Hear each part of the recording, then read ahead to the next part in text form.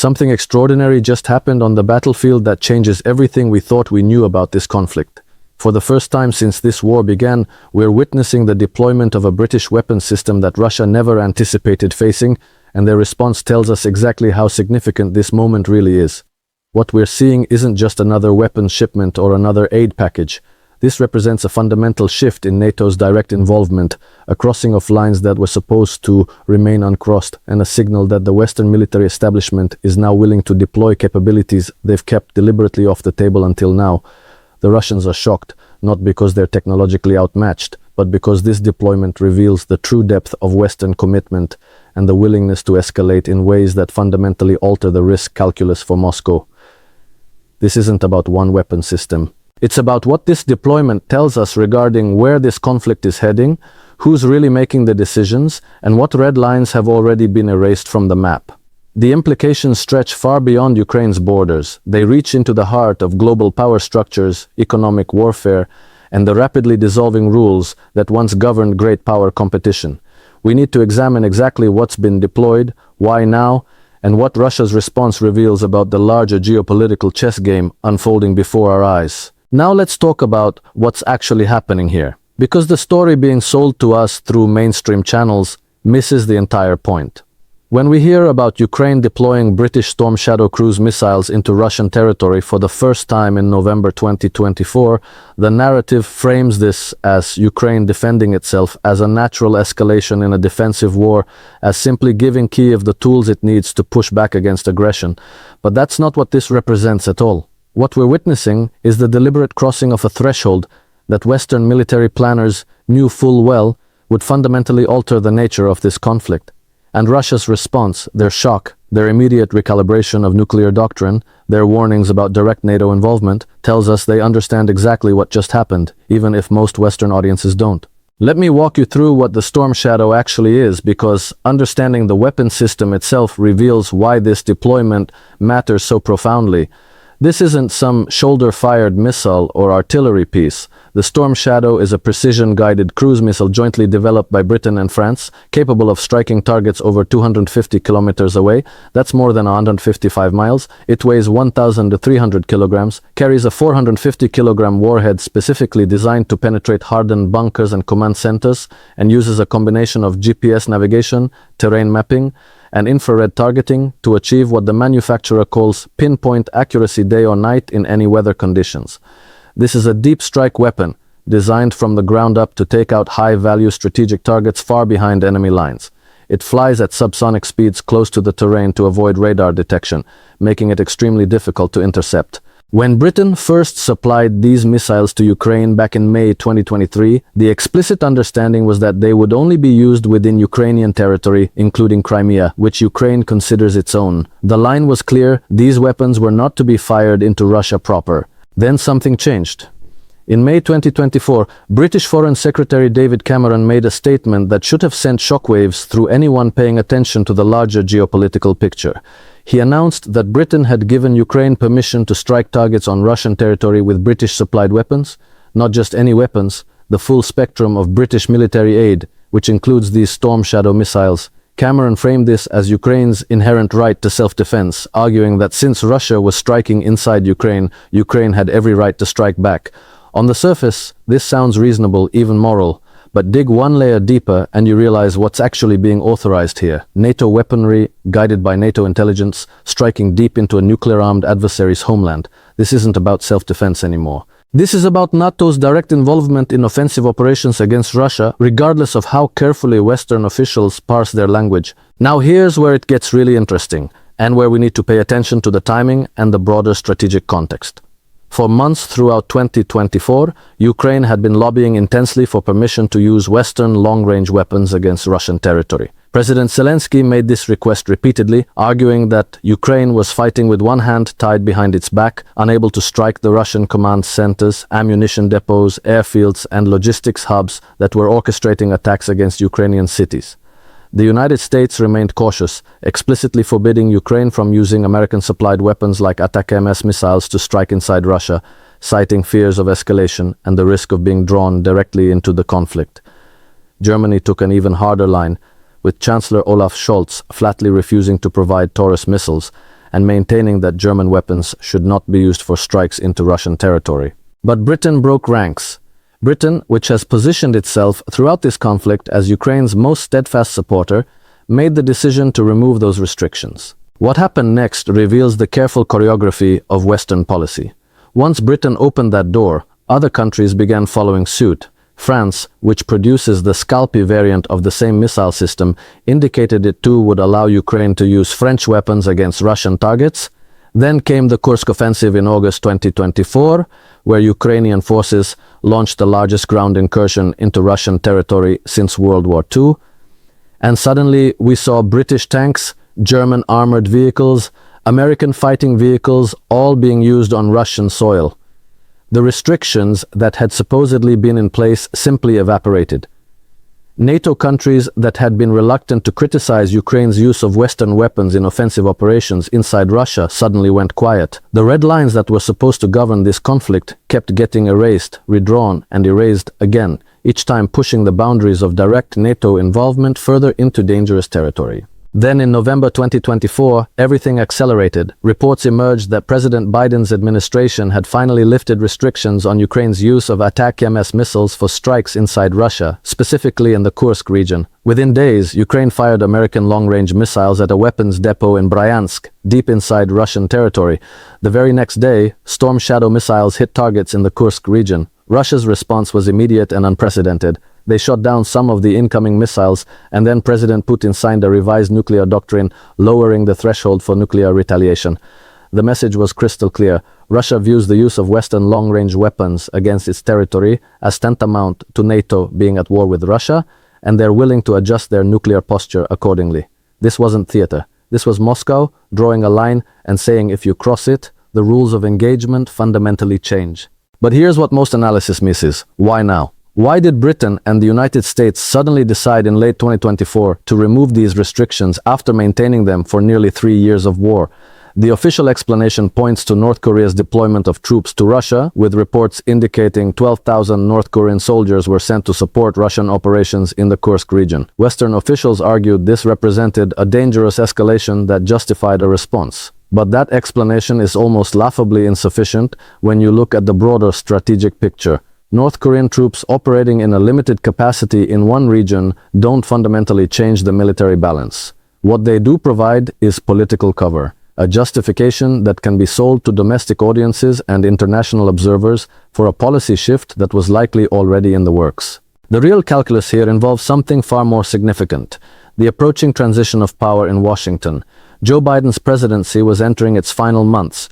Donald Trump, who had repeatedly criticized American military aid to Ukraine and promised to end the war within days of taking office, was preparing to return to the White House in January 2025. For the foreign policy establishment that has been driving Western strategy in Ukraine, this represented an existential threat to their entire approach.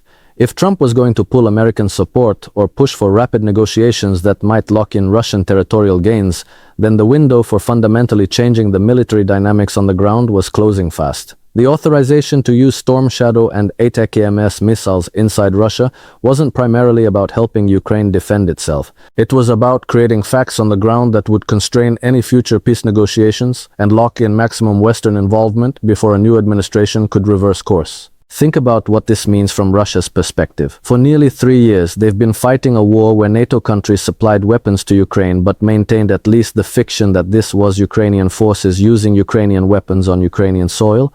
That fiction, however thin, provided a buffer that kept the conflict from expanding into direct confrontation between Russia and NATO. Now that buffer has been stripped away. British missiles, using American GPS data and intelligence, are striking command centers inside Russia. American missiles are hitting ammunition depots deep in Russian territory. French weapons are being used in offensive operations. At what point does this stop being a proxy war and become direct NATO involvement?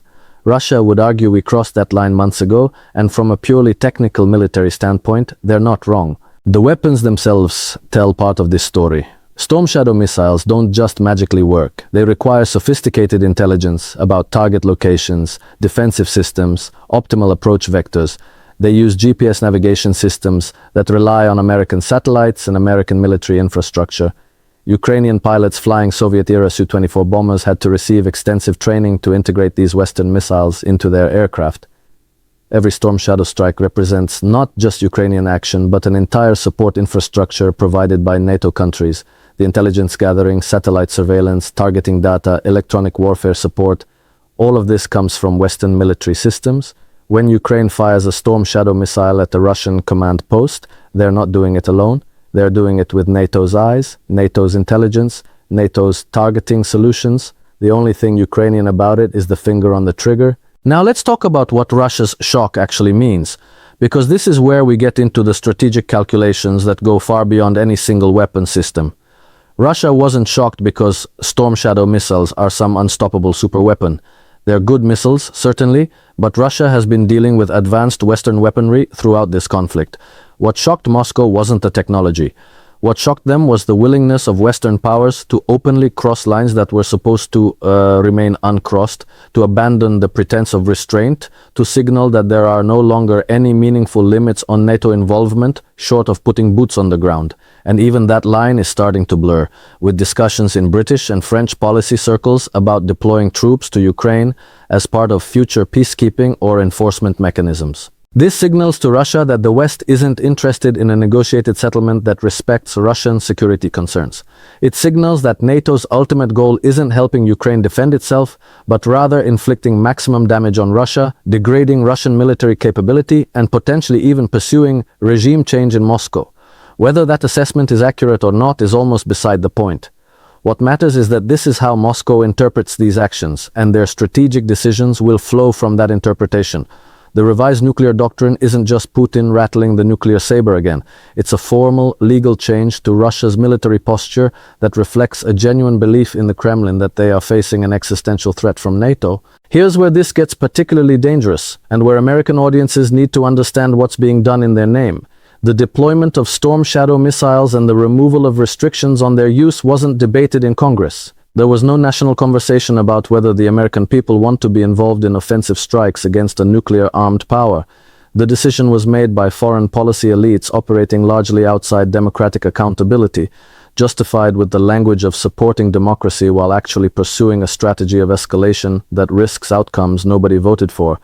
And the timing, right before a presidential transition, suggests a deliberate effort to create irreversible facts on the ground that will constrain the options available to the next administration. The supply chain tells another crucial part of this story. Storm Shadow missiles are expensive, complex weapons that aren't manufactured in large quantities. Britain has reportedly supplied somewhere between 100 and 200 units total since 2023. France has contributed additional Escalation variants, but the combined stockpile isn't massive. Each missile costs upwards of $2 million. Production is slow, measured in limited batches rather than mass manufacturing. By December 2024, analysts were already noting a significant decline in reported Storm Shadow strikes, suggesting Ukraine might have depleted much of its stockpile. The Institute for the Study of War assessed that Ukraine might have nearly exhausted these weapons by mid-December, with no clear indication of substantial resupply from either Britain or France. This raises a critical question. If the Storm Shadow was such a game-changer, if it was so essential to Ukraine's ability to defend itself, why isn't Western industry ramping up production dramatically to provide Ukraine with the quantities it needs? The answer reveals the contradiction at the heart of Western strategy. These weapons were never meant to give Ukraine the capacity to defeat Russia militarily. They are calibrated tools designed to impose costs, to signal resolve, to shape the battlefield in ways that might eventually force Russia to the negotiating table on terms more favorable to the West. But they're not being provided in quantities that would actually shift the fundamental military balance. It's escalation for its own sake, escalation as a form of signaling, without the commitment of resources that would be necessary if Western leaders actually believed Ukraine could win a conventional military victory. The political timing becomes even more revealing when you look at what happened immediately after these weapons were used. Russia intensified its missile and drone attacks against Ukrainian cities, with December 2024 seeing more than 2,000 civilian casualties, according to UN reports. The use of Storm Shadow missiles didn't deter Russian aggression. It didn't force Moscow to pull back. It provoked exactly the kind of escalatory cycle that critics of this policy had warned about. Meanwhile, Ukraine is burning through its limited stockpile of expensive Western missiles, while Russia continues to produce and deploy thousands of drones and missiles at a fraction of the cost. The asymmetry here isn't in Ukraine's favor. And all of this is happening against the backdrop of Trump's return to power and his stated intention to end American involvement in the conflict. The British government delivered another shipment of Storm Shadow missiles in early November 2025, explicitly timed to ensure Ukraine has sufficient stockpiles through the winter months. But this also creates a situation where Ukraine is using British weapons to strike deep into Russia at the exact moment when the incoming American administration might be trying to broker some kind of ceasefire or negotiation. Does anyone seriously believe Russia is going to be more willing to negotiate while Storm Shadow missiles are hitting their territory? The policy seems almost designed to sabotage any peace process before it can begin. This brings us to the larger question of what Western strategy actually is in Ukraine. Is it to help Ukraine defend its territory? Is it to inflict maximum damage on Russia? Is it to maintain the conflict indefinitely as a way of degrading Russian military capability? Is it to prevent any negotiated settlement that might be seen as a Russian victory? Because the deployment of Storm Shadow missiles and the removal of restrictions on their use suggests a strategy of escalation without clear end goals, escalation that risks catastrophic consequences while offering no realistic path to Ukrainian victory or sustainable peace. It's the kind of policy that makes sense in the abstract world of think tanks and policy papers, but looks increasingly reckless when you consider what it actually means in practice, pushing closer and closer to direct conflict between NATO and Russia over territory that neither side can afford to lose without fundamentally compromising their security architecture. Russia's shock wasn't about one weapon system. It was about recognizing that the West has abandoned the guardrails, that there is no longer any pretense of restraint, that the only thing preventing this from becoming a direct NATO-Russia war is the thinnest of fictions about Ukrainian sovereignty over weapons deployment decisions. And once you cross certain thresholds, once you establish precedents that Western weapons will be used for strikes deep inside Russia, it becomes almost impossible to walk that back. The next stage of escalation becomes normalized. The possibility of using even longer-range weapons, even more destructive capabilities, moves from unthinkable to merely controversial to eventually routine. That's how wars spiral out of control. That's how conflicts that were supposed to remain limited suddenly aren't limited anymore. That's exactly what we're watching happen in real time. And most people have no idea how dangerous the trajectory has become because the story being told doesn't match the reality of what these decisions actually mean for global stability and the risk of great power conflict that could dwarf anything we've seen in Ukraine so far.